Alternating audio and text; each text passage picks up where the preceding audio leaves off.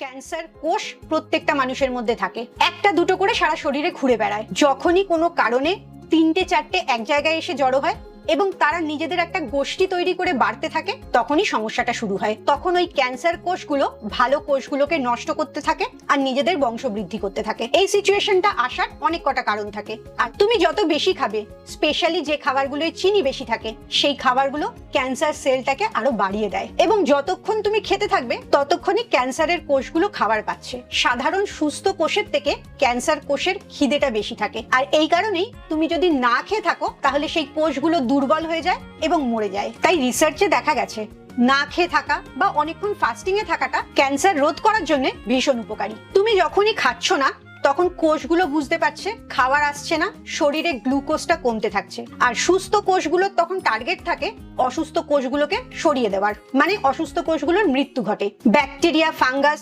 এগুলোও তখন মরতে থাকে। তাই না খেয়ে থাকছো মানে সুস্থ কোষগুলো বাড়ছে, তোমার ইমিউনিটি ক্ষমতাটা বাড়ছে, যেটা নানা রকম রুগ্ন কোষগুলোকে মেরে ফেলছে। সেগুলো আসলে তোমার শরীরটাকে খারাপ কোষের থেকে পরিষ্কার করছে।